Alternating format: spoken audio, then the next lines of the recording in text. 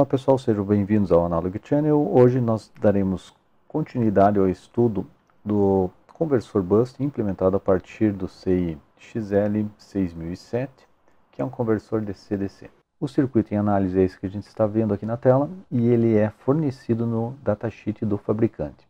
Circuito então é um circuito de um conversor BUST com entrada que podendo variar de 12 até 16 volts e saída fixa em 18,5 volts para uma corrente máxima aqui de meio ampere. Dando uma relembrada aqui, a tensão de saída ela tem que ser amostrada através desse divisor de tensão formado por R1 e por R2. Qual a ideia? Eu desejo 18,5 volts, então eu tenho que informar aqui o CI, o circuito interno, que a tensão está em 18,5 volts. Se a tensão não estiver em 18,5 volts, estiver maior ou menor, o CI vai ter que tomar a providência, né, variando aí a condição de chaveamento. Então, eu tenho um circuito amostral através desses dois resistores, formando um divisor de tensão, onde com 18,5 volts na entrada, nós teremos uma tensão aqui de 1,25 volts chegando no feedback ou no ponto de realimentação do circuito. Como é que a gente calcula esses dois resistores? Aqui nós temos um resistor de 3,8K e outro resistor de 1K.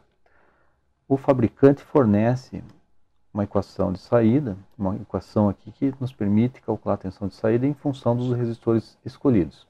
Na verdade, o que a gente vai fazer? A gente escolhe um valor para R1 e calcula o valor do R2. Considerando então aqui que a gente vai trabalhar com a tensão de saída de 18,25 volts.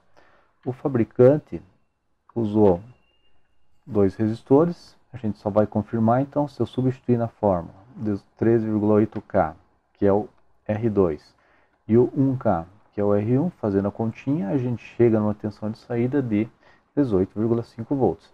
Então, você pode ajustar a tensão de saída de acordo com a sua necessidade. Esse projeto foi feito para 18,5 volts de saída. Bom, o fabricante fornece um diagrama de blocos aqui, dos blocos internos que compõem o circuito de controle.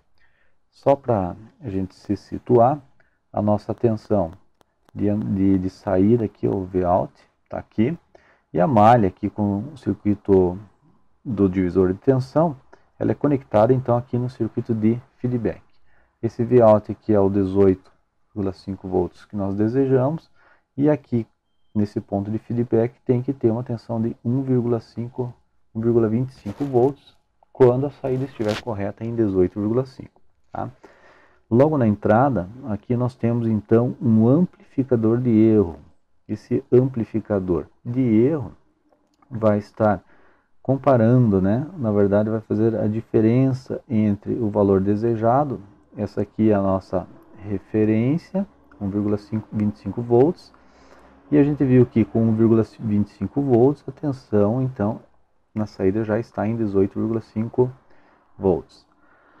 Portanto, medindo esse ponto aqui, ó, fazendo a diferença, a gente vai ter um sinal de erro que representa a diferença entre o desejado e o real na saída. E aí o resto do circuito faz todo seu ajuste para elevar ou não a tensão de saída, né? Se você tem dúvida mais ou menos aqui, a gente já deu uma abordada num circuito parecido, que é o SG3524, e lá a gente abordou todo esse funcionamento aqui, que é muito similar, né, a esse CI que a gente está vendo, toda a parte de controle atuando para fazer a correção do duty cycle lá na saída. O que vale lembrar então é que aqui na saída a gente tem os pulsos que vão ser aplicados ao transistor. Esse transistor aqui é a nossa chave liga-desliga, né, que está conectando ou que está fazendo com que o indutor ligado aqui na saída receba a tensão da fonte, né? Então ele vai ter o ciclo de condução e o ciclo de bloqueio. Aqui está o VIN, aqui está o indutor. Quando essa chave fechar, eu aplico 12 volts no indutor e a corrente circula para o terra. Então, olha o detalhe, aqui nós temos um resistor que é o nosso sensor de corrente.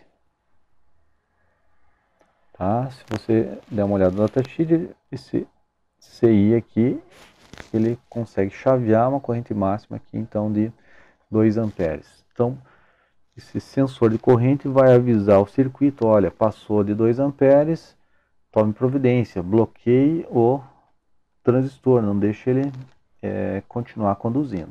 Tá ok? Então isso aqui é um pulso que vem aqui para o LED para resetar, travar toda a saída dos pulsos aqui para o transistor. Outra coisa que nós temos é uma proteção térmica interna, né? Se ele sobreaquecer, potência de dissipação ultrapassar o valor máximo, ele se protege. Então ele dá um shutdown aqui, também trava o transistor, não deixa ele ficar chaveando.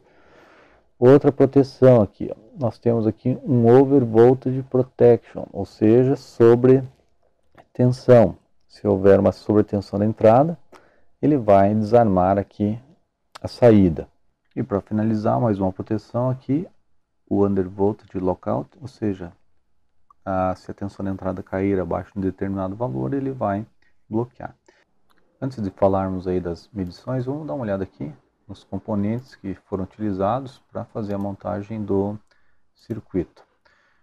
Então nós temos aí os capacitores, aqui está o indutor, os resistores aqui. Aqui está o CI propriamente dito, né, que é o XL6007. Ele tem algo em torno aqui de 5 milímetros, então um componente relativamente pequeno. Tá? Essa aqui foi a primeira plaquinha de teste feita no CNC. Aqui está um detalhe aqui do componente, né, em relação à placa do protótipo ali. Se você tem dificuldade, né, para fazer essas placas aqui, ou não deseja fazer essa placa, né, você pode trabalhar perfeitamente aqui com esse tipo de plaquinha universal. E você bota um adaptador aqui, ó, para o teu CI, um adaptador de SOC para DIP. Fica muito mais fácil de trabalhar, tá? Não se limite, né, simplesmente a trabalhar com componentes discretos aí. Então aqui é uma segunda versão da placa, já foi aumentado aqui as trilhas para facilitar até a solda e a manutenção. E aqui o circuito final, que vocês podem ver aqui, meu forte não é definitivamente fazer solda, tá? Isso aqui é o mínimo necessário para conseguir fazer o teste aí do circuito, que é esse aqui que a gente está vendo ao lado. Dando início à parte prática para fazer os testes aqui do circuito em operação, nós já podemos ver o circuito em funcionamento, esse que está no vídeo agora. A entrada é do lado esquerdo, aqui entre o pino vermelho e o preto, e a saída ao lado direito, que seria a saída de 18 volts. Como a gente pode ver, o circuito já está energizado. Aqui no canto do vídeo nós temos 12 volts de entrada, e a saída já está operando em 18,6 volts. O primeiro teste que a gente vai fazer, então, é o teste de variação da tensão de entrada. A gente vai variar os 12 volts até 16 volts, porém a gente não tem corrente de carga. Se a gente observar aqui na nossa carga eletrônica, a corrente é zero. Então, observando aqui o nosso equipamento, nós temos então 12 volts de entrada, 18 volts na saída. Eu vou começar a variar então a tensão de entrada até os 16 volts. A gente pode acompanhar pelo vídeo e pode acompanhar aqui pelo monitor, né? Os 13 volts do lado esquerdo, 18 volts no canto superior. Então, fazendo a variação até 16 volts, perceba que a tensão de saída se mantém ali estável em 18,6 volts. Agora nós iremos fazer o teste da tensão mínima de entrada. Eu vou variar a tensão para baixo, né, sem carga novamente. E aí a gente vai ver o momento em que há o corte da tensão na saída. Nós já estamos em 4 volts aproximadamente de entrada. e aí houve o desligamento da tensão de saída, né? Quando eu abaixei aqui de 3 volts, a gente já teve um problema. Se a gente quiser um pouco mais de precisão, a gente vai dar uma variada, um limite um pouquinho inferior. Então 2.7, 2.6, e aí já começa a cair a tensão de saída. A princípio abaixo aí de 2.7, 2.8 volts. Ok? O circuito sugerido pelo fabricante, ele deve então trabalhar com de 12 a 16 volts de entrada, com uma saída em torno de 18.5 volts e meio ampere. Então a gente vai variar a corrente de carga para verificar se essa tensão de saída se mantém lá em 12.6. Essa corrente então máxima aqui para a qual foi projetado o circuito é de 0,5 amperes. Vamos acompanhar aqui na carga eletrônica. Nós vemos que está a tensão de saída de 12.6, aproximadamente o que a gente está vendo no multímetro aqui em cima. E aí a gente vai variar a corrente de carga. Nesse momento eu tenho 100 mA, eu vou habilitar a tensão de saída com 100 mA. Então perceba que eu tenho 18 volts aqui na saída, aqui em cima 18.6 volts medido pelo multímetro. Vamos para 200 mA. E a tensão de saída permanece em 18.6. A tensão de entrada está lá em 11.9 volts nesse momento. Dá até para dar um ajustezinho aqui para ela ir para 12. Está lá 12 volts. Se a gente variar agora a corrente de carga para 300,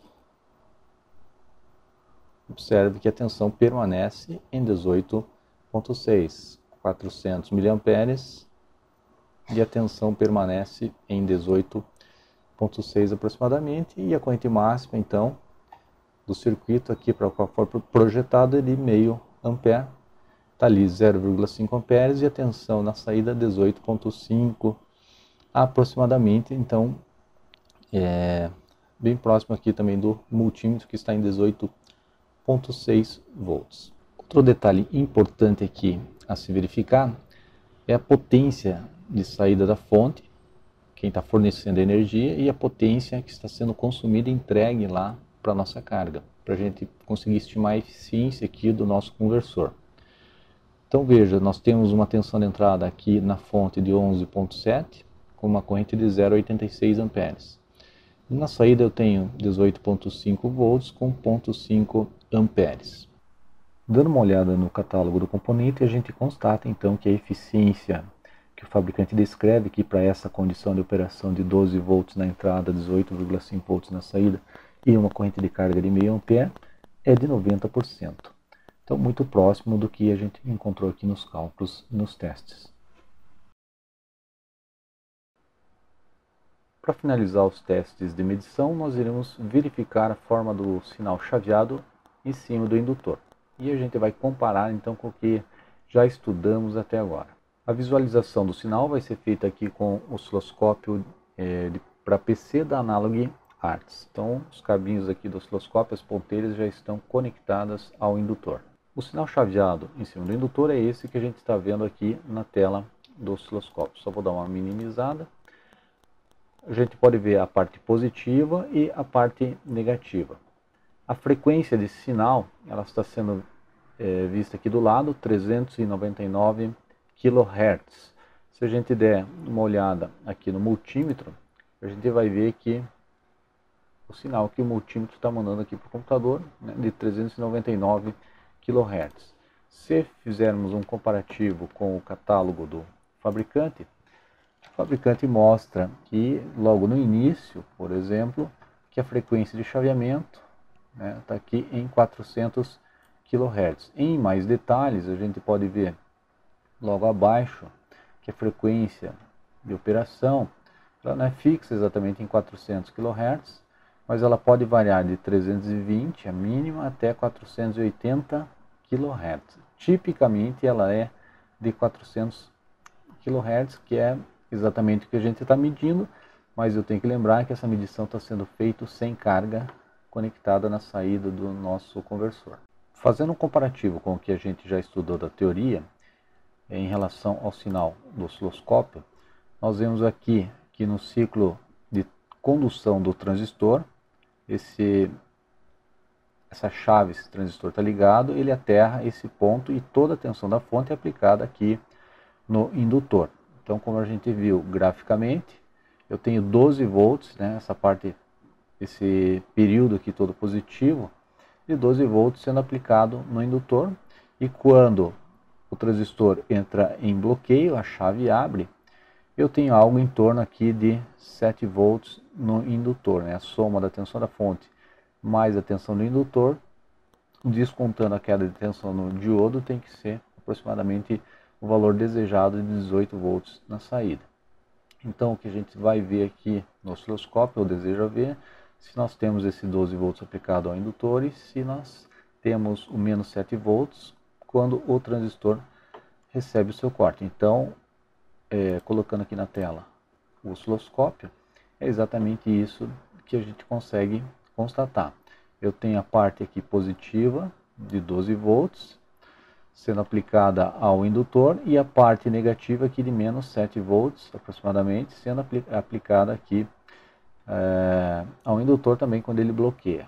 Ciclo de condução exatamente igual ao que a gente viu na teoria e ciclo de bloqueio confirmando também a teoria. Se a gente aplicar uma lupazinha aqui no circuito, olhando com a lupa a gente consegue ver aqui o pico aqui de condução de 11 volts, aproximadamente 12, e o pico de bloqueio aqui de aproximadamente menos 7 volts. Ok? Então, basicamente é isso que a gente viu em relação à forma de onda do sinal. Outro detalhe que a gente vai abordar agora é o duty cycle. Vamos ver o ciclo de chaveamento deste circuito. Se a gente observar aqui em cima,